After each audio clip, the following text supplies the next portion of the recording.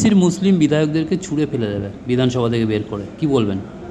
শুভেন্দুবাবু যে গতকাল যে কথা বলেছে, চরম সাম্প্রদায়িক কথা বলেছেন, অসাংবিধানিক, অগণতান্ত্রিক, অবাঞ্ছিত মন্তব্য করেছেন। তিনি একজন দায়িত্বশীল লিডার হিসাবে, লিডার অফ অপোজিশন হিসাবে তাকে এই বক্তব্য প্রত্যাহার করা দরকার। এই বক্তব্যের আমি তীব্র নিন্দা, ধিক্কার জানাচ্ছি। কিন্তু আমার প্রশ্ন এখানে রাজ্য সরকারের কাছে, শুভেন্দুবাবু এই তো প্রথম নয়, ইতিপূর্বে মাদ্রাসা সম্পর্কে, মুসলিমদের সম্পর্কে বিভিন্ন ভাষায় আক্রমণ করেছে। রাজ্য সরকারকে নাকি জঙ্গি যোগ এই ধরনের কথা বলেছে। অনেক ভাষা আক্রমণ করার পরও কেন সুমোটো হচ্ছে না? আর গতকাল যে কথা বলেছে, চরম পর্যায়ে গিয়ে বলেছে, তার বিরুদ্ধে রাজ্য প্রশাসন সুমোটো কেন মামলা দায়ের করছে না? তাহলে কি কোনো একটা জায়গায় আমরা যেটা বারবার বলে আসছি যে যোগসাযোগে তৃণমূল বিজেপি চলছে, সেটা কি প্রমাণ হয়ে যাচ্ছে?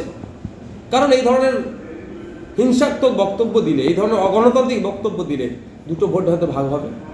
একটা ভোট বৃহত্তর হিন্দু সমাজের মানুষ আর মুসলিম সমাজের মানুষকে আলাদা করার প্রচেষ্টা চলছে। হিন্দু ভোট বিজেপি ভোটকে এই দুটো দল মিলে কন্ট্রোল করবে, এই অপচেষ্টা চলতে পারে। আমি তীব্র নিন্দা, ধিক্কার জানাচ্ছি। এটা বন্ধ হওয়া দরকার। এই বক্তব্য দিয়ে বাংলাকে উত্তপ্ত করার চেষ্টা করছে, ক্ষমতায় আসার চেষ্টা করছে। 2026 সালে আসবেন কি আসবেন না, 2021 থেকে ভালো জায়গায় আছে কি আছে না, নতুন করে আর বলতে লাগছে না, বাংলার মানুষও জানে। কিন্তু উনি যেটা বলছেন, ক্ষমতায় আসলে তৃণমূলের মুসলিম বিধায়ককে, আমি তৃণমূলটা ছেড়ে দিলাম, মুসলিম বিধায়ককে উনি বার করবেন। তো এখন অলরেডি যে সমস্ত রাজ্যে আছে, কজনকে বার করেছে? পার্লামেন্টে, লোকসভা, রাজ্যসভাতে অনেক মুসলিম এমপি আছে, তৃণমূলেরও মুসলিম এমপি আছে। আপনার এতে অসমে মুসলিম এমএলএ আছে, গুজরাটে আছে, মহারাষ্ট্রে আছে, উত্তরপ্রদেশে আছে, মধ্যপ্রদেশে আছে। কজনকে বার করেছে? শুধু এই বার করা, এই ধরনের কোনো প্রভিশনই নাই।